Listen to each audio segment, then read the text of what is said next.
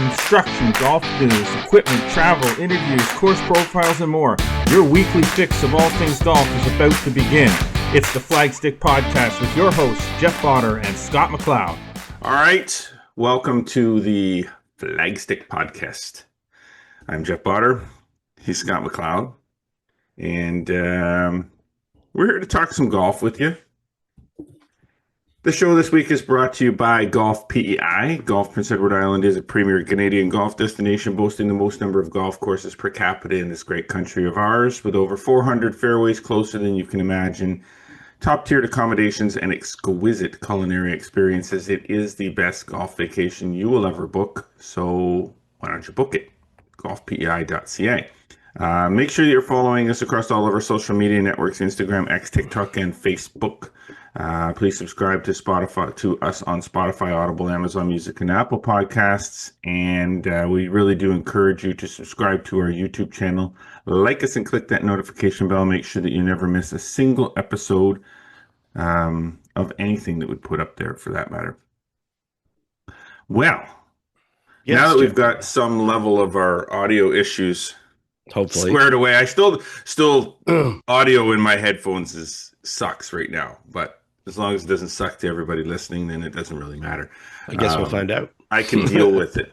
If it does, we apologize. I'll fix it before the next show. But yes, speaking of shows, this show, we can look outside and it's cold as frig. Is it? Think that outdoor golf season is just around the corner. I question that, but we also know that the weather around these parts can change on a dime, if you will. 7 degrees one day is minus 26 the next. So I don't really get it. I do see some nice updates from those in Western Ontario. I saw some nice images the other day from the London Hunt Club with a lot of green grass, still some snow and so forth, but certainly, it's hopeful. That's for sure. Yes, very hopeful. So we'll go with hopeful. Yeah. And with hopeful in mind, golf season is getting closer. The Ottawa Gatineau Golf Expo here in our neck of the woods is this weekend, March 6th and 7th. And it looks like it's going to be a pretty good show. We're not exhibiting this year again. We got some things that we're working on that is more or less prohibiting us from exhibiting for the purposes of just exhibiting. We want to show something. We got some things we're working on. We're not ready to show them, so we're not going to exhibit. However, I'll be around there. You're going to be on the stage with Derek McDonald, doing your thing, doing some instruction. So we hope to see you there. And but our golf community is ready for some golf, and they're clearly ready because they are funneling the questions. Yeah, exactly. They're you can tell, and it's not just questions about their upcoming golf season. It's just the golf in general, like just questions. So they're starting to get excited. I literally had, and our buddy Sam McPhail at GolfPEI, who obviously they sponsor this episode, will be very happy. I literally had 4 conversations about PEI trips the other day on Tuesday. That's great. 4, like it was insane. Great place to go. It is, but it's just wild because people are just, obviously, as we'll get to the questions here, they're bringing forward questions on all sorts of things. But it just so happened that day, it was like someone asked, and I was like, oh, I was just talking to somebody else about that or whatever. And these questions come in all sorts of different ways: phone calls, DMs, emails, text messages, you name it. And this is something, I guess we take pride in a little bit, the fact that people look at us as a resource, but it makes it fun as well, because obviously we end up with questions that are suitable here for content as well. Yeah, exactly. No, that is exactly. We are happy that people look at it as in some fashion as we're experts. I mean, we have been doing this for a very long time. Yeah. We're going to open the mailbag up today, both on the front nine and the back nine. There's so many questions. So we're going to open up the mailbag. We're going to read you some questions, give you some of our insight, opinions, etc. That's what they are. They're opinions. They're not written in stone, the only answer. But it's always fun doing these little segments where we do the mailbag. So let's get to the mailbag. Front nine, presented by Metcalfe Golf Club. Natural setting, a pleasant challenge. It is a great time to start thinking about the season ahead. Game packages for everyone, 10, 20, and 30 round passes are always available. Don't forget to get on waitlist for upcoming memberships, league registrations. Visit metcalfegolf.com. Stay in touch with Golf Savings, and you can also visit Metcalfe Golf at the Ottawa Gatineau Golf Expo this weekend if you would like to take advantage of show savings. Mm-hmm. Okay. So I've already talked about the Golf Expo, so we've got that kind of dealt with. Flagstick Open is sold out. Full 120 field is locked in place for now. Mm-hmm. I say for now because people have things come up, people get sick, people get hurt. Tournament's still not until May, so there's still lots of time. Get on the wait list. I've already had a few people jump on the wait list already. Get on the wait list. There's a really, really, really good chance that you're going to get in if you get on the wait list right away because, like I said, once 120 people sign up, generally speaking, the same 120 people don't start the field on. No. So get on the wait list. There's a good chance you'll get in. That is at flagstickopen.com. Yeah, and definitely for people, to get into that tournament. Remember, this golf course is going to host the Ontario Women's Amateur as well this year. So it's going to be in great condition, and they're going to have it primed to show it off, not only for the Flagstick Open, but obviously for that historic Golf Ontario event as well. So this is your chance to play it in a tournament format. There you go. All right, Scotty Mac. Yes, sir. The we questions. Got some questions. We do. The mailbag is to be opened. Now, we're not necessarily going to go through every single question. I might cherry pick some that are really cool questions to ask and answer. But number one on this list, kind of a hot thing right now, is somebody asking us what our thoughts are on zero torque putters and can they help any golfer. So I'm gonna answer my way. I'm gonna let Scott answer more of the particular, more of the technical way. However, I will answer this way. If there's nothing wrong with your putting right now, then I would say that there's no real reason to switch to a zero torque putter, thinking that it's going to make you a better putter if you're already a good putter. If you're already a solid putter and you're switching to a zero torque just because it's new technology, I don't know if I'd be. I don't know. Putting is a very particular thing. I don't know if it's kind of like saying I'm already hitting at 350 down the middle of the fairway. Should I switch to the latest driver? The answer to that question would be no. Why would you do that if you're already hitting it good? Like if you're already hitting it that good. So if you're already putting really, really well, you're a solid putter, you're a good putter, you make a lot of birdies, stick with the one that's doing the job. Don't make a switch just to make a switch because zero torque is the new shiny coin. It does have its advantages for those that are struggling with their putting. But if you're already a good putter, leave it alone. Scott. Yeah, I will put it this way as well. I mean, you mention it based on the people that are good putters. Even the poor putters, it's not a magic bullet. You got to remember that the tool nothing is though, right? Right, and the tool that you're using is only part of the formula. You could have the best fitted putter for you possible, but be terrible at reading greens. Terrible with speed control. Like there's all sorts of things you can overcome what the putter does. So I'd say this I'll say this about zero torque putters. I like the technology. It's interesting from a twist perspective of trying to reduce twist because that's really what it's about. But some golfers, when we're speaking about the putters themselves, actually need some torque to know where the putter face is or to get the feel of it.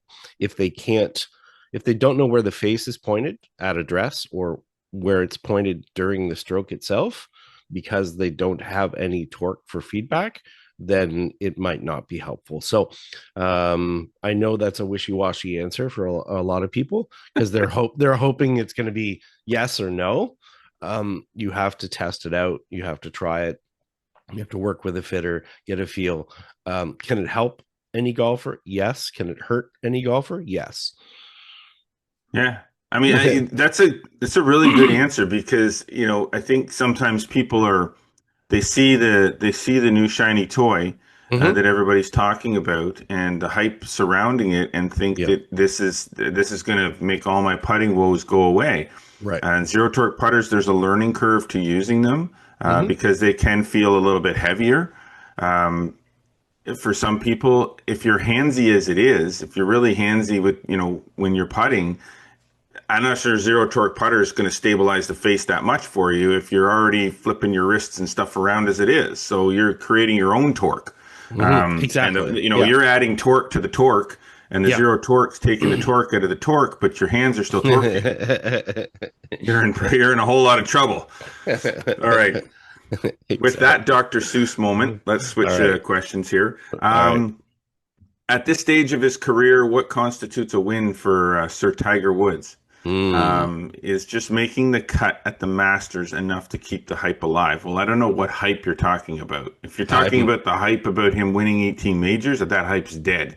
Yeah, there is no chance that Tiger Woods is winning 18, is going to hit the 18 major mark or break Jack's. Yeah. Not a chance. This is a guy who has not played a tournament in a year and a half now. Yeah. So it's like, it'd be different if he was still playing at a high level of golf. Yeah. Winning the odd tournament here and there in the top 10, like competing, and just hasn't won a major in a while versus not even having played the game against anybody in competition in a while. Yeah, I think, I think a win for Tiger is just being able to show up and look competitive. Yeah, show up. Show up. That's the start, actually get off the first tee. And I mean, if he makes the cut, I guarantee you, if he made the cut at the Masters, which is, not the hardest cut to make because of the way they do it, but if he made it, I guarantee you every moment, every highlight, everything would be all about that, which I feel bad for whoever might be leading or whatever at that time, because it'll certainly overshadow it.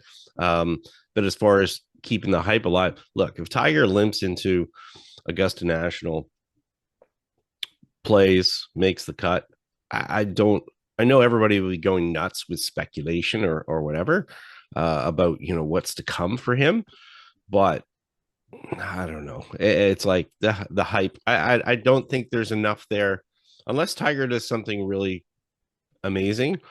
There's not anything that he's going to show me that's going to say, oh, okay, this guy's back.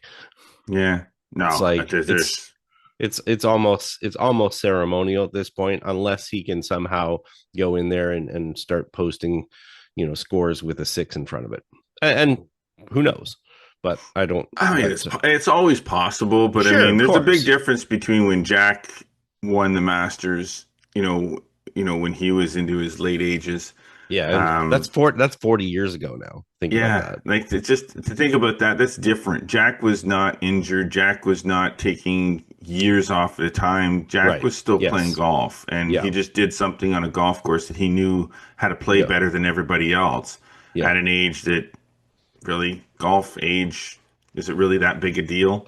No. It was at the time, but nowadays, I mean, it's not surprising. You look at how Adam Scott is playing right now. Sure. There's lots of guys that are higher up in age that are playing really good golf against the young bucks, if you want to call it that. I don't think age is the issue, but Tiger, that's a different animal altogether. Yeah, his body, his physical age might be 50, but his body age is a lot more than that based on the surgeries and everything. So I think it will. I think if he did make the cut at the Masters, yes, it would keep the hype alive for all those that have hope. But those of us that know, all that it would be just hype more than anything. So yeah, I agree. I agree 100%. Okay, with that in mind, who are the dark horses for the upcoming Masters? There's another question here. Who are the dark horses for the upcoming Masters?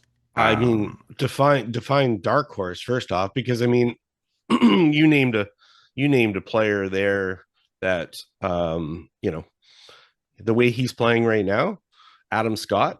I mean, you know, obviously people are not going to say, hey, this guy at what 45, but I'll tell you what, the dude's playing some good golf right now. The dude is playing some golf, so I wouldn't fall asleep on him. I wouldn't fall asleep on Justin Rose. Now those two seem pretty obvious because Justin Rose has obviously played well or been close to playing well, you know, close to a win at the Masters.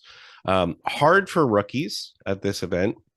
Just getting the nuances of the golf course, having, you know, the short game to handle it, obviously dealing with the moment and so forth. But I would say I'm excited to see how a player like Michael Brennan, you know, does at Augusta. I'm not saying he's a dark horse to win, but I'm excited to see how he plays. I like. What are your thoughts? I like Batia. Yeah, actually, just because he has that sort of, he's kind of, he likes to move the ball, likes to shape it. He's got a good short game. Yep. He's playing really well. I like Echevarria. You know, and I don't know. Again, you talk about the whole, you know, rookie side of the Masters and understanding the moment and things like that. I mean, it's a big difference between winning a PGA Tour event and winning the Masters, let alone a major. Majors are one thing. Masters is something else, because the thing with the Masters, unlike other majors, is that it's a major championship, but the golf course, the back nine at Augusta is like sitting there waiting for someone to shoot 30. Like, it's just like, there's so much opportunity to score and so much opportunity to blow up. Packed into 1-9. So somebody can come from behind and start lighting it up like Jack.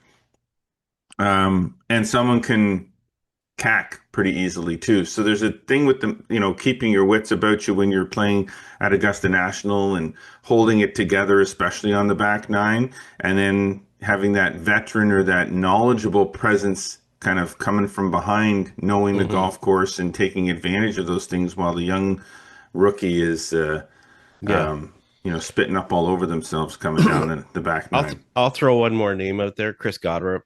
Yeah. The way he's been playing, hitting the ball, putting, he's got some experience now. You know, he's got the layers that I think he can kind of deal with a lot of things. So I think that's helpful as well. And yeah, you know, I like Sepp Straka too. Sepp's a big, strong boy. Again, experienced. You know, has won a signature event now when he won in Philadelphia there. So yeah, that's a solid one for sure. So. All right, this is interesting. If you were commissioner of golf, so no, we're not talking about commissioner of the PGA Tour here. We're talking about commissioner of golf. Is there a commissioner of golf?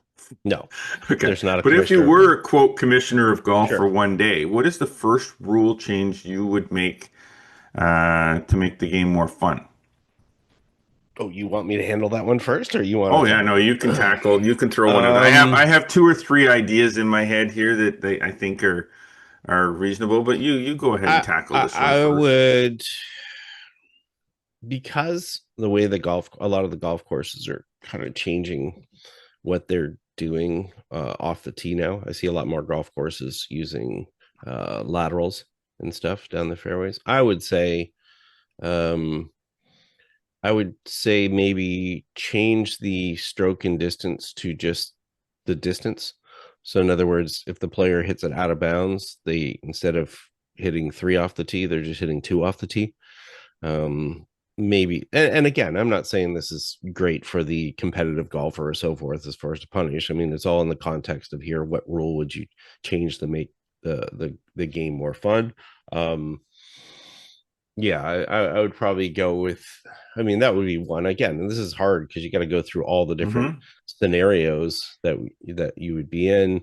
I mean, bunkers are bunkers, but I would say, yeah, that's hard to say. You go. Okay, I'll stick with that one. So for me, rule changes to make the game more fun um, are are obviously geared more towards the people that are having to take those penalties or those, Sure. Yeah. that happens to. Not, when More I look at it, I look aspirational past players, the, probably. yeah, I look past the PGA Tour side of it. Oh yeah, for sure. This is But everyday golfer. um, I would say one rule I would change is similar to what you just said, but no out of bounds. Okay. No out of bounds. To me personally, there's no point in white stakes. The white stakes are like, because they don't want you going in there looking for your ball and stuff like that. What would you have? What would you have them do? So it would be red staked. Okay. So everything is lateral. You just take a drop. So you just take a drop. You just go down. You know where it went in. You go and you find out where it went in. You take your drop and you hit. So you don't reload from the tee and frustrate the heck out of people. Yeah, and that probably makes more sense than what I propose. Just because you're right, you don't have to sit there and hit that tee shot over again. You're just dropping there and away you go. If you don't want people going into an area to look for their ball, then you just put a white tip at the top of the red stake or a green tip and make it like, okay, if your ball is in there, you can't go get it. You can't touch it. You can't reach it. Leave it alone. But you take your drop. So the second thing I would change is divots in the fairway are ground under repair. Now listen to me here, because I know that the reason I don't like the rule of playing out of a divot is because it's inconsistent for the field of play. Okay, so you're taking an area where you're supposed to hit the ball. Okay, not the rough. I get that. So you're taking an area where you're supposed to hit the ball. And someone takes a divot, and then you're relying on the person in front of you or three groups ahead of you to repair or replace that divot properly, so that if your ball goes into it, you can hit from it the same way that anybody else would have to hit from it that came after you. So to make that one easier, as opposed to them having to define what a divot is, which is the big problem with having a rule that way of defining what an actual divot is, why don't you just say for every golfer, if you hit the ball in the fairway, you're allowed 6 inches of relief. That might be easier. Yeah. I mean, I know that doesn't work that won't work for the handicapping. No, that's fine. But for the casual golfer, the casual golfer's doing it. Like, here's the thing. So the other thing, anyways, you're right. Yeah, exactly. The other thing that I would, get rid of is, this is a completely different one. But on that note, yes, the casual golfer is taking the drop out of bounds and picking the stroke and hitting on. Yeah. The casual golfer is taking their ball out of the divot and playing it. Yeah. The casual golfer is doing things throughout their round of golf that we're talking about doing to make the game more fun, because that's what they're doing, is making the game more fun. They're not worried about their index. They're not worried about their score. They're just out there having a couple pops with their buddies or their girlfriends or whatever and playing some golf. And that is perfectly fine with me. I will play with people like that do that. And they're not going to have me standing over there going, "Excuse me, sir, that was an incorrect drop." I could care less. I really could care less. If it's a tournament and we're playing by tournament rules, well, now you got to play by the rules. But I mean, if you want to make rules within your group, sure, help yourselves. Do you like? The third thing I would change, and some people are not going to like this one: no more course marshals. Okay. I don't like course marshals. I'm not sure that's a rule of golf, but anyways. It's not a rule of golf, but I guess, I guess it's a Jeff Botter rule of golf. I guess I don't like course marshals. I was looking for that question. Yeah, not all of them. Yeah, I'm not saying that every course marshal is annoying, but my experience at golf courses that I've played is there are very few course marshals that I come across that are actually, friendly, nice, not there to just. They drive up on you at the most god awful times. They hover. They're not rules officials. They're course marshals. They're just supposed to make sure that everybody's moving. They're not supposed to be hanging around, standing there watching you hit off the tee and stuff like that. So it kind of drives me nuts. So either better educated course marshals or no course marshals at all. Or maybe the course figures out a different way to deal with that. You know, Yes. if there's certain things. So, but anyways, okay, Okay. interesting. So, Moving on from that. yeah. What's this? What is the cheapest way to improve your game by 5 strokes without buying new? God. Without buying new clubs. The cheapest way to become, Cheapest way. become a better putter. Work on your short game, I guess, would be the thing that I don't know. Honestly, I don't know. The cheapest way to improve your game by 5 strokes to me, is to work on your short game or take a I lesson. would, No, yeah, I wouldn't say take a lesson, because if you're no, looking for because a that's cheap not way to going to do be, something, yeah, spending yeah, money on it's not going to be cheap. no. I, Practice your short game a little bit more. I would say for me, I would say the cheapest way for most people, and I run into this all the time, would be to maybe study and find some ways from a game management standpoint how to manage your game better. I think too many golfers take on shots that the tour pros wouldn't take on, and they end up with big high numbers because 5 strokes is not much. I mean, it's, Yeah. you know, two doubles and an extra bogey, and there's five strokes. So I would say the cheapest way for golfers is just to be a little bit more conservative in their play. Yeah. I Whether would say there's probably a cheaper way of doing it than that. all right. Take more mulligans. There Oh, we you said go. cheapest, not cheatest. Okay. All right, All fair right. enough. If you had to choose, if you had to choose Yep. between making a hole in one, but you're playing alone, and Hmm. shooting your personal best score with all your friends, which one would you choose? I'm sorry, this is it's so easy. I'm taking personal best score with all my friends all day long, because Yep. I've done the other. It's not fun. Trust me. You're looking around going, I swear I made the hole in one. Yeah, Yeah, exactly. I'm with you on that one. I mean, I think golf, you know, while there is a lot of personal pursuit in goals and so forth, Hmm. it's still a social game, and it's Oh still yeah. something you enjoy with your friends. And part of the ego for most golfers is hearing your friends talk about, you know, that score or that shot that you hit that sometime when they played with you, because you still hear it sometimes. You play with somebody and they're like, man, I remember that drive that guy hit, and then you're thinking, Hmm. man, that was like 1994. Yeah. But yeah, I would go with the shooting your best score with all your friends. Exactly. Yeah. Exactly. What is the hardest par three you've ever played, and why did it ruin your round? Who Wow. says it ruined our round? I was gonna say the same thing. I mean, I have uh played, and I know you have too. I've played a lot of par threes that Hardest are par three hard, you've ever but played. none of them ruined my round. Oh, So I think you I've got got one? one. Because I'm geez, going through. I'm trying to think of like difficult ones. I know there I was a mean, real tough one we played at Tobacco Road. It was like 220 yards. The green was about the size of a head of a pin, I think. there was And one. Okay, yeah, I know it because this one we played. Trying to think where it was. Virginia? No, Kentucky, North Carolina. Where's Cardinal Golf Club? Remember oh, that Cardinal? Cardinal Golf Club. That's in Michigan. No, Oh, isn't it? no, it's where they have the Cardinal Amateur. Oh, what's the one we played in Michigan? I don't know. We played tons in It was Michigan an at Cardinal. Arthur. Hang on a second. Hang on a second. Was it It's called crazy. Cardinal? So this golf course was an early design by Pete Dye, Oh, and okay, well, it's it's about already a hard.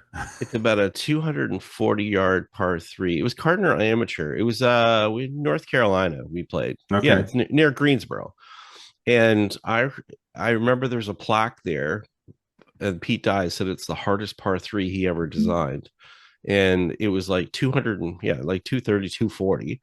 And they host the annual Cardinal Amateur there. And there's water all left. There's a creek to the right. There's no real bailout to the front. It's basically almost an island green, but 100 yards further than TPC Sawgrass. So I can remember that one thinking, because I remember Hmm. flailing a ball way to the right of the creek so that you could pitch across. This is the only place you could bail out. I'm not sure if you remember that I golf don't course. remember it, but I do. I mean, played a lot of golf courses that Yeah, have yeah, yeah, par yeah. threes that, I mean, some hard ones. Nothing really jumps in my brain as being, you know, um, Devil's Island kind of par three. No, like, this that's the one that jumps out to me when I think of that. Just because I think of the Pete Dye plaque and saying it was the okay. you know the Oh yes, now yes, I remember it yes now. There yeah was a yeah yeah plaque. I have a yeah picture of the plaque. yeah. Something about So this is the hardest par three yeah, ever you'll ever design I play. ever Yeah, okay. yeah I do remember this. I yeah. do. So I do. I do. I think that was the one or whatever that it can jump out. Yeah, I mean and it was there's Cardinal. yeah. Cardinal. So Yeah, there's probably a bunch that we played over the years that just yeah. sort of tried to blank out. I've never had one ruin a round of golf before. I've had easy par threes ruin my round before. Yeah, true. You Yeah, I know, don't remember one where all of a sudden you make like a 10 or something like that. yeah. Because even like, even TPC Sawgrass made a 4 there even after put a ball in the water. So it didn't ruin the round. And heck, I think if I'd taken a 15 there, I still would Yeah, that's the it thing. wouldn't Like have ruined the round. it wouldn't have ruined my round either. Yeah. I was trying to think of tournament ones. If there's one during a tournament where I messed up, It's hard to say. there's probably some, that's for sure. But it's usually not a par three too much. So I'm gonna anyway, skip these two. We're gonna come back to them, I think, but it's just sure, because whatever. length of time. I just want to get something Yep. that's a little bit quicker. What is one piece of non-essential gear you refuse to play without? For example, a rangefinder, lucky ball marker, high-end socks. For me, the answer to this Socks. is I know. For me, this is an easy. Nothing. There's not Yeah. one thing in my golf bag that I can't go without in a round of golf. Nothing. Like I assume nothing. non-essential means nothing like a golf ball or something like No, that. So, no, it's just like a lucky something. Like some yeah, people yeah, have a yeah. lucky ball mark, or they have to have something, a blue towel or something. I know. Sean is all about. My brother Sean's all about his blue stuff. So probably if he didn't have his blue tees or something in his bag, it might bother him. But I mean, for Yeah. me, not a I'm the single same. thing. I'm not superstitious, so it's like, No. yeah, there's nothing that I have to have. I mean, I obviously, when you get to the tee box and you're starting to play or whatever, I mean, yeah, it's nice to have a ball marker and a pitch mark repair tool and whatever, but there's nothing where it's just like that has to be in my bag No, I or used to else. have a cool ball marker that I used called had it was a Okay. gold coin, said the Wizard of Ads on it, but Okay. it wasn't a lucky ball marker that I had to. Yeah. Oh my gosh, I can't play with it. My lucky Sure. ball marker. I used it. I liked it. It Yeah. was cool, but Yeah. It wasn't um, essential. no, there's no essentials. I mean, I'm sure that there's lots of people like, hey, look, you're listening, watching the Yeah. the cast podcast, and you had something. Shoot us a message. Tell us what it was. We'd like to kind of make a list of things that Yeah. are I essential. have I have played with people that, there's like, oh, I've got my lucky belt on, or I love these shoes, which drives me nuts because all of a sudden you look and their shoes are 12 years old and Yeah, they're falling exactly. apart, and you're like, I don't know how lucky they are. And I can smell them from over here. Oh, God. All right. On that Okay. note, Yes. literally that note, we're going to take a break. When we come back, we're going to Sure. continue with the mailbag. You're listening to watching the Flagstick podcast with Jeff Bonner and Scott McLeod. When you golf on Prince Edward Island, there are over 400 fairways closer than you can imagine. Not to mention countless miles of pristine beaches and a rich world-class culinary experience. So get here fast, then take it slow and play around on Island Time. Golf Prince Edward Island. All right. Welcome back to the Flagstick podcast. Jeff Bonner, Scott McLeod here. And we have been digging through the mailbag as we get closer and closer to the start of the golf season. People are asking questions because they're getting antsy. They're getting excited, wound up, all that great stuff. Maybe they're getting tired of indoor golf. Maybe they just want to see some green grass. Whatever the case may be, we're going to continue on with the mailbag questions here on the Back Nine. Back Nine presented by our good friends at Falcon Ridge Golf Club. Indoor golf is in full swing at Falcon Ridge. Their simulators are and have been open 7 days a week at 8 a.m. in the morning. 8 a.m. in the morning. A.m. is morning. And shutting down around 11-ish. They have 4 TrackMan sims featuring over 500 golf courses, including many PGA Tour courses that you would be familiar with. They have beverages and light food available. So book your tee times while you can at one of their 4 TrackMan sims. Visit falconridgegolf.ca. Yes. Yeah. Anti-meridium stands for AM, means morning. Thank you for that. Not freaking Jeopardy. Isn't it? You didn't word that in the form of a question. Oh, okay. Sorry. What I is apologize. anti-meridian? Hat? Yeah. Okay. All right. So we're gonna get dig back into the mailbag here, pull out some more questions, and see if there's anything left from that. Okay. Well, speaking of golf simulators, are we reaching a point where golf simulators are more fun for the average person than actual 5-hour rounds on the golf course? You'd have to ask somebody that Yeah, I was gonna say golf that would prefer to play indoors in the climate controlled comfort of an indoor golf facility versus getting outside where there's some sunlight and some green grass and some.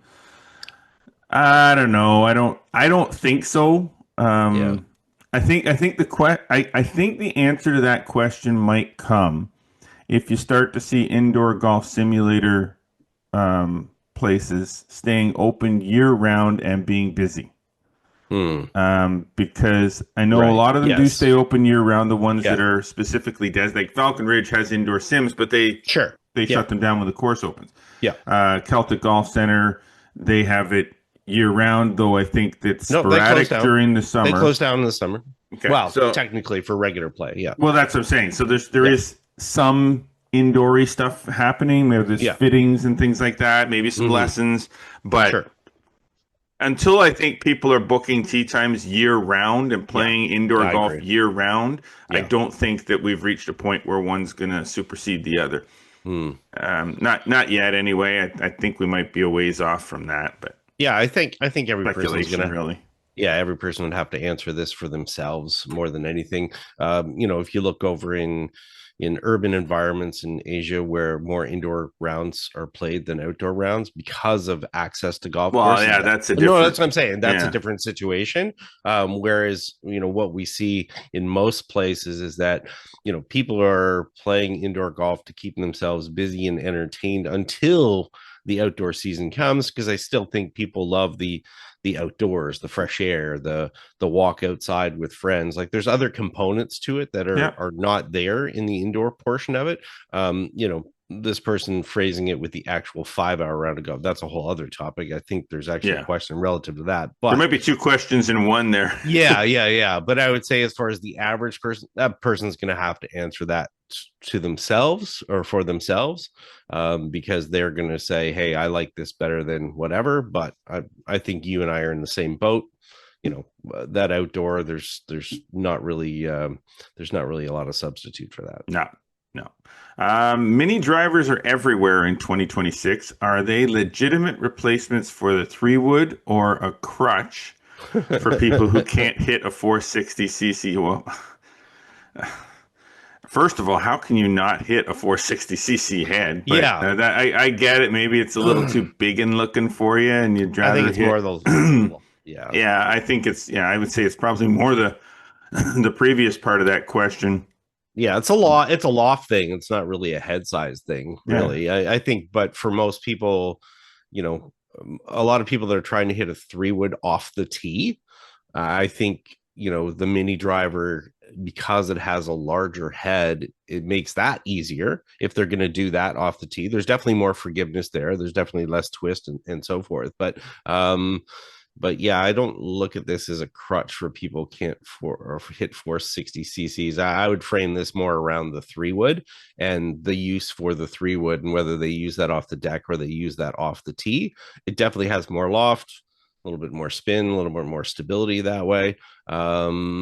It can be helpful for a player who struggles with the driver, but not because of the 460cc head, more because of the lack of loft, the length of the club, their inability to strike it off the center of the face. But it is a legitimate club for a lot of people. It's just something they need to explore if they have specific needs. But while they're selling very quickly, I would say the numbers are still pretty low as far as the people that you run into with the mini driver in their bag. There you go. I'm going to leave that one at that. I'm not going to get into that one. Sure. Rory McIlroy completed the career Grand Slam last year. Does the pressure of being a Grand Slam champion make him more or less likely to win back-to-back at Augusta? You're going to have to get inside Rory's head to figure that one out. I think Rory might have already proven that in some respects, winning the Grand Slam last year and the way his game sort of went after he did it, maybe that part of his maybe that part of the mental side for him is sort of past now. Like he's got that he completed it. He kind of took a big deep breath, or a big exhale, and his game sort of showed that he took a big exhale. But I think he's kind of playing pretty decent golf right now. I don't think that going back to back at Augusta would be a problem for him mentally. I don't think so. I think it's past. It's a year past now. Like, I mean, we've moved on. I think he's moved on. He's playing good golf right now, like really good golf. So he's going to depend on what other people do. I mean, in context of the question, I think for, like you said, you have to get inside his brain. I would say having the confidence of having done it already and knowing the formula is obviously a more positive than a negative, versus feeling like, okay, do I finally get to win this thing? So I would lean on the positive side, but certainly there's no guarantee. Yeah, exactly. Well, this one's interesting. Now that Scotty Scheffler has the claw grip dialed in, is he actually unbeatable heading into the Masters? Well, wasn't he unbeatable before? Yeah, I think he's beatable. I think Scotty Scheffler. I think the claw grip is the least of Scotty Scheffler's concerns right now. I think getting out of the first round with a decent score. Oh man, because the guy plays 2 tournaments in a row where he craps the bed in the first round and then comes back and finishes. And I know he finished T11 in that, but for all intents and purposes, he was right there for another top 10. If it wasn't for Cam Young, cutting him out of the top 10 there at the very last minute, he would have had another top 10 after pooping the bed in the first round. So I think he needs to get his first round under control, and don't think the claw grip is going to really help him out too much. You're right. If he does that and he's in position, it's a whole different tournament for him. He's not coming back. Any player is beatable. I think unbeatable. That's a tall order. That's a tall order, and nobody is unbeatable. But obviously, in contention, certainly. Do I expect Scotty Scheffler to be in contention in the Masters? You'd be silly to say he's not going to be. Oh, of course. Sure. He's in contention. So, he should be in contention every tournament the way he's been playing. So I think we get shocked by the fact that he has a couple of tournaments in a row where he gets out to a bad start. But then everybody's saying the same thing. Oh, I bet you he'd be in the top 5 or right in there on Sunday. Yeah. And sure enough, he is. So he's still Scotty Scheffler. Yeah. So nothing would surprise me. Are spikeless shoes officially dead now that spiked shoes are spikeless shoes officially dead now that spiked shoes are trending back for better stability? Oh, okay. Originally I read this question wrong, but are spiked shoes I suppose no. I don't know. This is an interesting one. Not for me. I'm still, the shoes that I'm using have spikish stuff on them, but they're not really spiked shoes.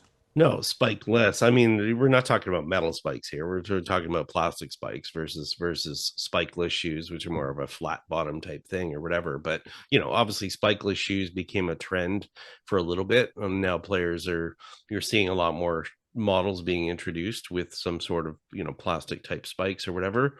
But I wouldn't say they're dead, because I'd still say there's a great number of casual golfers out there that are not really looking for that high level of stability, and they're looking for something just casual to wear, and maybe they wear it right off the golf course, to wherever they're going, or to the golf course. So I wouldn't say it's dead. I would just say that, we're going to see, we'd see a little bit of a split, that maybe not all the good players that are seeking a little bit more traction, chasing club head speed, dealing with varied turf conditions or so forth. Not all of them are obviously, they realize now that there are disadvantages for them for spikeless ones. So I would say it's just a mix. I wouldn't say any of them are dead. So There you go.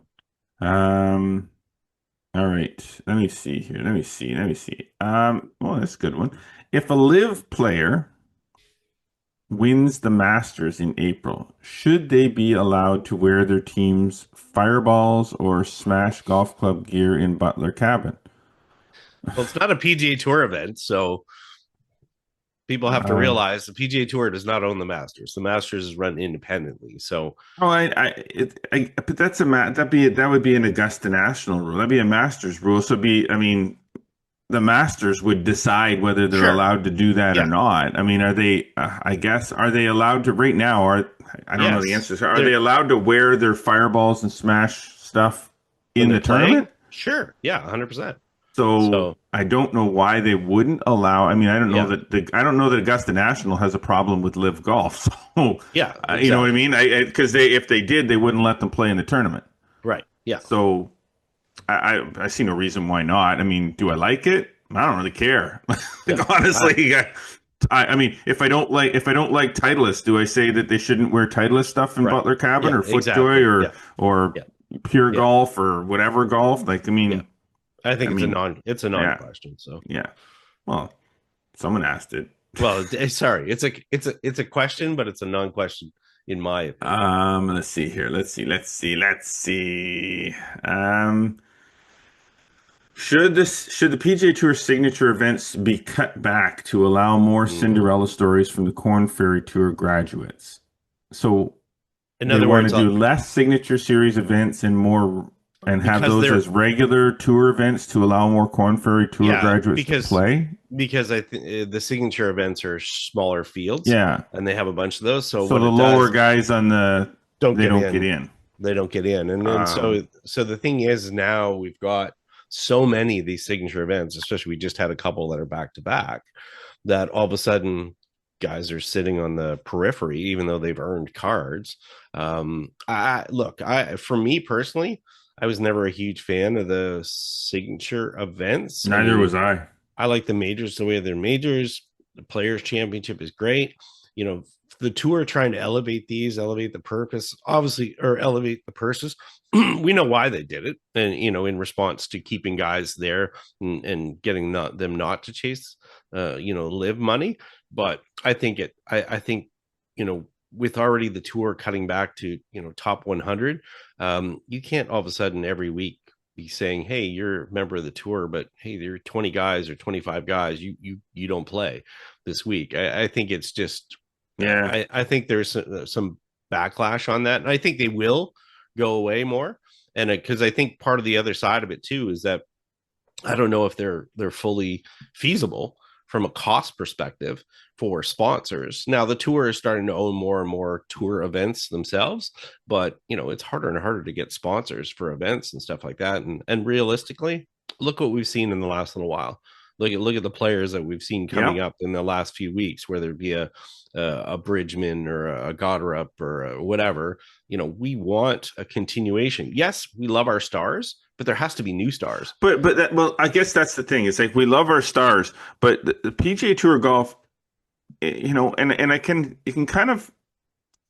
It's not a parallel to professional hockey like NHL hockey either, but sure. When you look at the NHL. And you look at, there's a lot of players playing down in the AHL right now that are really, really good hockey players, but they're not in the NHL. Part of the reason they're not in the NHL is because the guys that are in the NHL have one-way contracts. Right. You can't just get rid of them.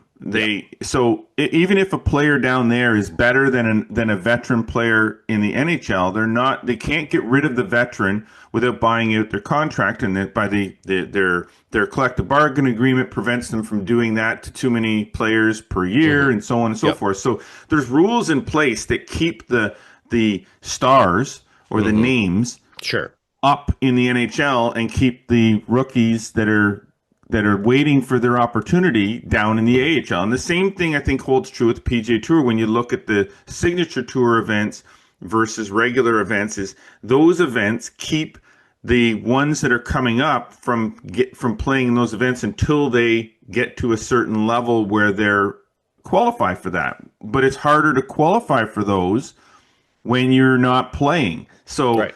I think that it should be, more wide open and that more of those guys are playing because frankly, there are players that are down below that are better than the name brands up top. But the name brands have history and get into those events. So those are the guys who say, "Oh, well, we're all about this guy. We're all about this guy. We're all, the big names." But Yeah. your bigger names are the ones coming up. Your better players are the ones coming up. Yeah. Not all of them, but some.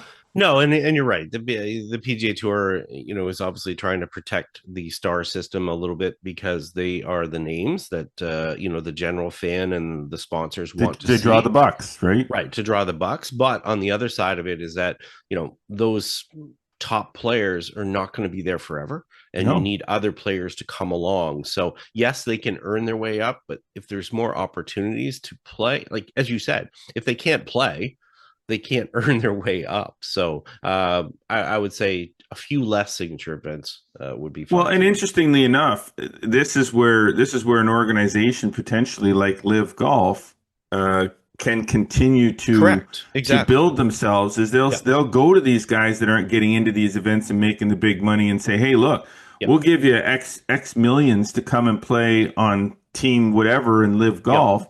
And you don't have to worry about signature tour. You're going to make some money, and they're going to go because the ones that are down at the bottom there that are trying to work their way up, they're trying to make a living. You can't make a living if you're constantly not getting into events. So they're going to jump ship.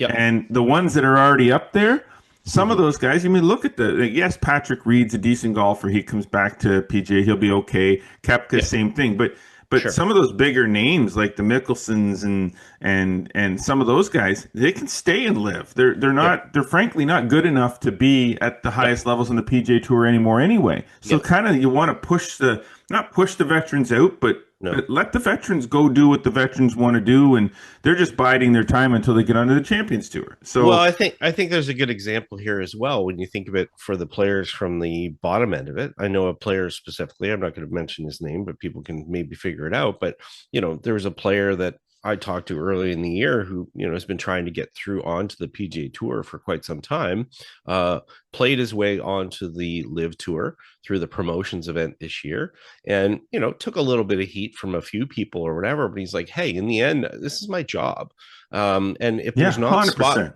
If there's not spots available, I have to find a way to put food on my table and make money. And if I have to, if I can get over to Live and make whatever for, a couple of years and make a few $1 million or whatever, then that's what I'm going to have to do. Because unfortunately, if I show up at, we'll talk about a Q school, for an example, look how restricted the Q schools are. So there's very few spots. There's, thousands of players trying to get through, but only few spots. So these players either have to do something or they have to leave the game. So, yep, 100%. I agree. Yep. All right. What is the one piece of equipment from the 1990s that you think could still compete on tour today? In other words, still be used successfully. There's probably some in some bags still. Any putter. I'll say any putter. Probably any wedge. Yeah. In fact, there's some wedges from the 1990s that I think would be probably as good or better than some of the ones that are being introduced now. But as long as they were fresh, what I mean? Like a 1990s model that had that wasn't from 1990s. It was worn out. But yeah, I agree. You remember those Ram wedges? I was looking at one of the Cobalt wedges the other day. I'm not even sure those would be legal now. I don't think so. That's the thing. But you put that wedge in someone's bag, those Ram Cobalt wedges. Oh, good Lord. Yeah. They were spinny like you wouldn't believe. So out of the rough too. Like Just so large groove volume. So I think there's a lot of. I mean, it depends on the equipment. Like somebody you pull out a driver from the 90s. Well, maybe not. Maybe you're kind of. Well, it would be considered. It would be considered a mini driver now. Yeah, you're right. Yeah. Something like that. Maybe not, but. Irons, because they're faster now. Irons, I think irons with the right shaft in it still could could be easily competitive by the right player. I mean, Sure, yeah. the high level players could hit. Tiger could probably go grab his old Mizunos and go out and play just as well. I mean, yeah. so, Yeah, if you think of a Scotty Scheffler or Tiger and what they're using as far as their models, they're very traditional. As far as the irons, they're traditional as far as lofts are concerned and so forth. So that would be perfectly fine. But yeah, I agree. I think putters is definitely the biggest category. I mean, weights have changed a fair bit, but if you brought out an original ping answer or a Scottsdale answer, yes, they're fairly light at kind of just over like 320 330 as far as grams heads. But I certainly think that if players played around with them and got a feel for them, they might like them. So 100%. Yeah. Let me think here. What's in the maximum acceptable time for a round of golf in 2026? Are you still okay with 4.5? I was never okay with 4.5. So I don't know what is this question. Who submitted this question? 4.5. Are you nuts? I did the exact same thing. I was like, what? 4.5? So if you're asking, are we still okay with 4.5? Well, if you're referring to me, am not acceptable with 4.5. Four is the acceptable number. And if anybody says you can't play golf in 4 hours on a Saturday afternoon, BS. You can. Yeah. It can be done. It should be done. Yeah. You just have to do it the right way. You just have to do it. Racing. You're not racing to play in 4 hours. No, not at all. That. If a player by themselves with nobody in front of them and nobody behind them can tee it up and play in less than 4 hours, just not running to their shots, just 4 people going out and playing, no one in front of them, no one behind them. If they can play in less than 4 hours just playing golf, then why can't everybody do it? Because it takes one group or 2 groups to fool around, helping each other look for golf balls. If you lose your ball in the woods and you're playing with a foursome, your other guys can go hit. Then if you want to come over and help your buddy look, then great. Meanwhile, he's been looking. He has a certain amount of time he's allowed to look. Just because you're not in a tournament does not mean that there is not a limit on how long you're allowed to look. That's part of the pace of play. So you got to take all those rules. Just because, okay, it's a casual round with my buddies, we're going to spend 5 minutes here, and then we're going to rock across the other side of the fairway and spend 5 minutes with my buddy. No, it's the Ready Golf system keeps everybody moving. Get your ball, hit your ball, go help your buddy look. 3 minutes go, boom, you drop a ball and move on. You don't walk back to the tee.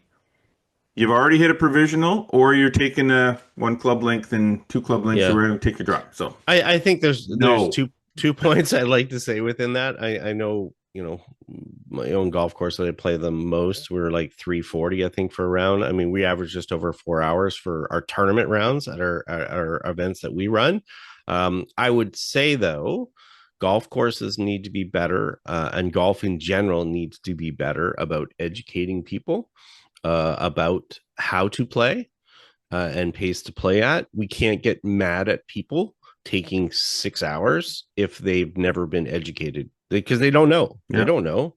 So the industry in general, especially as we have new golfers, and that means the responsibility also goes to current golfers to help educate, not just get mad at those people, but educate them of how they can make it a more efficient experience for them. 100%. I agree. I'm not going to talk about Phil Mickelson. That's fine. And let me see. Is it cheating to use a launch monitor like an Garmin R10 on the driving range before a round? The answer is no. No. It's not cheating to do anything you want to do on the driving range or on the putting green or in the parking lot or in the clubhouse. It's cheating to use one on the golf course. Actually, is it? No, it's not. It's not cheating. It's not. It's not. It's stupid. And it goes to what we just talked about with the 4.5 hour round of golf. Yeah. It's kind of like using a rangefinder. That's a whole other topic. We're not even going to have that. We're not. Anyway. No, because it's just going to get into an argument about it. So we're just going to let it go. Let it go. It's not cheating. Yeah, the only time I've used a launch monitor, I obviously use the launch monitor on the driving range for coaching and stuff like that. I'll take it on the course for a few little shots here and there or whatever. Sure. But you're not doing it on a Saturday afternoon when the tee times are full. No, it's not. It's not That's cheating. a Saturday night when nobody's out there. Yeah, tour players obviously use it to calibrate their feels on the golf course to get used to what's happening for conditions and so forth. But it's not cheating. Would people like to see people not do it? Help yourself. Oh, sure. But whatever. People are always going to have opinions about those. Okay, I'm going to answer. That's system. Tiger hinted that he won't rule out the Masters, but his focus seems to be on the seniors or Champions Tour. Yeah. What would you rather see? Tiger finish T40 in a major or win by 10 on the Champions Tour? I'd rather see him win. I mean, honest to God, I don't think that Tiger. I think T40 for Tiger at a major, if he's somewhat healthy, is doable anyway. So I don't really. I want to see him win. So I'd rather see. And the Champions Tour got some good golfers there. Oh yeah. So there's some good golfers on the Champions Tour. So if he can win on the Champions Tour, then I'm down with that. Yeah, and he doesn't have to win by 10. I mean, I don't think that's even an equivalency as far as T40 at a major or 10 shots on a Champions Tour. Like you said, he's done that as far as the majors in the last bunch of years or whatever. So getting a win would be let's do something different. Yeah, exactly. Let's see. If the rules allowed a 15th club for 1 year only, what would you add? A second putter, a chipper, a 64-degree wedge? I would say stop it. It wouldn't be. That's what I would say. Why are you asking this question? You don't need a 15th club. Stop it. What is wrong with what? Most people don't even use all the clubs they have. My gosh, don't we know this? You're allowed 14 clubs, and most people only use probably 7 of them. Yeah, come on. I'd rather see less clubs than more clubs. And so if you're gonna a 64-degree wedge, who's using a 64-degree wedge? Phil Mickelson, maybe. Come on. It's not me. Okay, I'm gonna say there's no 64-degree wedge in your bag. I use a 58. I don't Good even use Lord. I haven't even used a 60 for many years. But I know we have a few listeners and people that are dedicated to their 64-degree, and to the point that I've advised them that it's probably a bad idea to have. It's a terrible idea. It's a very difficult club to use, and even the tour players, you'll see them add higher lofted wedges like that for specific situations, like the Masters, for an example. But it's very rare. You'll very rarely. Well, they also have the ability to manipulate other clubs in their bag to be able to drop something out. Like honestly, people. Yeah. I wouldn't. Yeah, I don't know. There's not unless it's an extra. I'm trying to think what I would add. I mean, it's a legitimate question as far as what would you add. So I play a 1-4-7 wood now, and then I go to a 4-iron from there. I guess for me, what would I add? A mini driver? Maybe. I don't know. I'm just saying that's what I mean. For me, that's what if I was adding something, that's what I would add, because I'm going to get more pop off the tee for distance, a little more accuracy on maybe a tighter driving hole. Right. I'm not going to lose a ton of distance from my driver, but I don't have to hit a 3. My 3, what I carry is 15-degree. Yeah. So some people carry a 13-degree or a 14-degree 3 wood. Mine's 16.5. Yeah. It's a 4 wood basically. A mini driver maybe, sure. Yeah, that would be about the only one for me. I don't really see a second putter. No, a chipper. Not even on your life is a chipper seeing my golf bag. Please don't learn to chip with the clubs that you have. You don't need an actual chipper. And please don't tell me that. But I chip so well with my chipper. I don't want to hear it. I'm not. Did you know that the loft on your chipper is similar to the loft on other clubs in your bag? I'm not going to yuck on anyone's yum, but yeah, that's not going in my bag. Did you say yuck on anyone's yum? Is that what you? Exactly. Yeah. Okay. Okay. So we got a few more here. I kind of want to make sure I ask the last one. Sure. So is there a ceiling for golf on YouTube? We've seen channels hit 3 million subscribers like Rick Shields, but can a golf creator ever reach the 10 million subscriber mainstream level? Well, I don't know if there's really a limit on what somebody can reach as far as the mainstream level. You'd have to be really, really, really, really, really popular. And we're talking like legitimate here. We're not talking about something that's faked as far as getting, subscribers, because obviously there's tons of channels or whatever they're buying subscribers. Yeah, we don't need any OnlyFans golf channels either. Yeah, well, whatever the case, as far as buying, get some programmer in friggin', the Rick Shields is one of the top ones. I mean, to do whatever. But I would say, golf is still a niche game. So, we're not talking Mr. Beast here, where it's like, No. you're not getting every 12-year-old on the planet to love a golf channel. I don't see it happening. Obviously, as these channels are out there for longer, they're going to have more subscribers, but we also don't know how many of those subscribers are really active. I mean, not everybody, actively unsubscribes after a while when they're not watching it or whatever. So, but I don't lot of work to have that many subscribers. Like that's a lot of effort, a lot of people. That's not one person that's able to like even Mr. Beast, as big as that, he's not doing that himself. So no. He's got a team of people that are working day and night to get those numbers and subscribers up and all the stuff that he does. I mean, I think, I just don't think I just think it would be very difficult because of the game itself. I mean, when we're inside the game, we think everybody golfs or everybody plays golf. But the reality is that, there's 8 billion people in the world and a lot of them don't have any relationship with the game. So, yeah. Okay, I'm going to skip forward actually to the last question on this list because just in case it takes a couple minutes to discuss it. So the question is, after listening to the last show, this is from a listener. After listening to the last show, it's clear that you guys have been involved with golf for a long while. Do you ever get sick of it?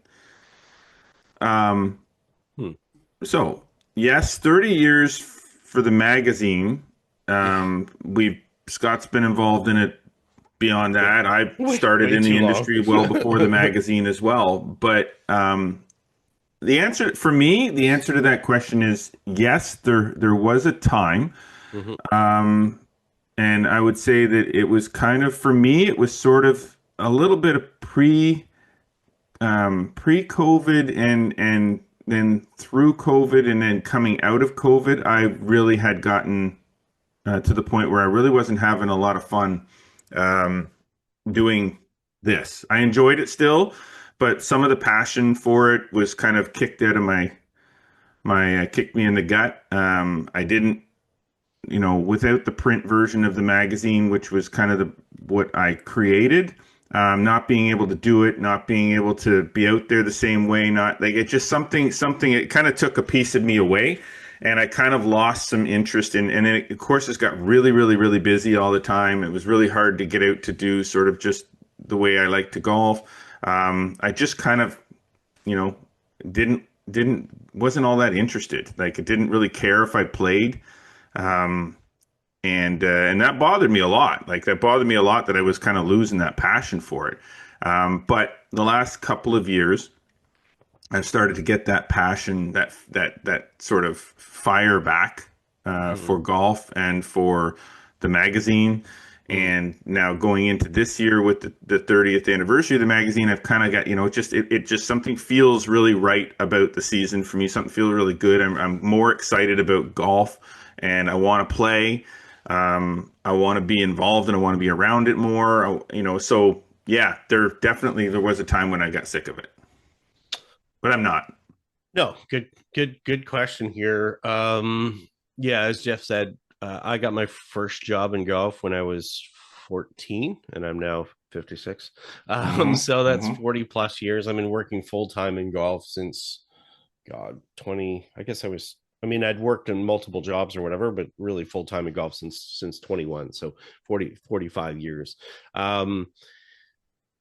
I don't know if I actually got sick of the game itself, but I would say sometimes you get a little tired of certain aspects of doing things. I would say, because I can't say the game is at fault. I would say sometimes I get exhausted of, you're managing a whole lot of social media and stuff like that. There's interactions that sometimes are negative that, kind of like, whatever. But I'd say underlying, I've loved the game. And I think the curiosity about the game has kind of kept me going. I love the people within the game, and I'm always curious about why people love golf, why they continue to play. I think continuing to pursue different aspects of the game have helped push me along. being a PGA member, being a coach, being curious, obviously researching stuff all the time, looking at, technology, reading stuff, and seeing how the game has sort of changed over the years. I would say sometimes you get sick of certain aspects of it, but maybe certain things sort of come back, and you, as you said, you go back and you get involved in experiences that kind of say they remind you why you like the game. Yes. And there was a really, I would happen to be at a concert last week, and the band, the lead singer was talking about people being together in a room and enjoying live music and whatever. And it's the same way with golf. It's getting out there and getting on the fairways and getting with friends and playing with family, playing with friends, doing the things that made the game attractive to you in the first place. Maybe it's going on a good streak of playing well or so forth. But so I would say there's aspects of the modern game sometimes that make me want to kind of step back every now and then, where I need to okay, I'm not going to be on social media for a few hours or a day or whatever, and I'm going to just reflect on kind of what I love about the game. But I don't think that passion ever leaves, but certainly it can have ebbs and flows.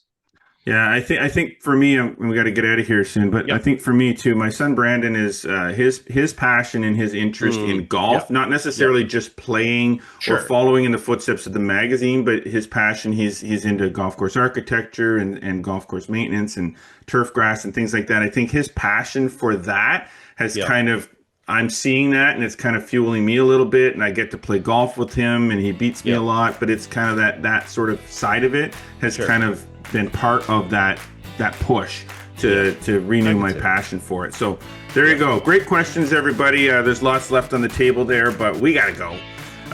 Thank you to our sponsors, Metcalfe Golf Club, Falcon Ridge Golf Club, and of course our presenting sponsor, GolfPEI, which is a premier Canadian golf destination boasting most number of golf courses per capita in this great country of ours, with over 400 fairways closer than you can imagine. Top tier accommodations and exquisite culinary experiences. It is the easiest golf vacation you will ever book. So book your vacations at golfpei.ca. Hopefully you have been enjoying watching, hearing what we're doing here. Be sure to follow us across all social media networks, Instagram, X, TikTok, and Facebook. Subscribe on Apple, Spotify, Audible, Amazon Music, and Apple Podcasts. And don't forget our YouTube channel. Like us, click that notification bell. Make sure you never miss a single episode. Get over to flagstick.com for more amazing golf content delivered every single day.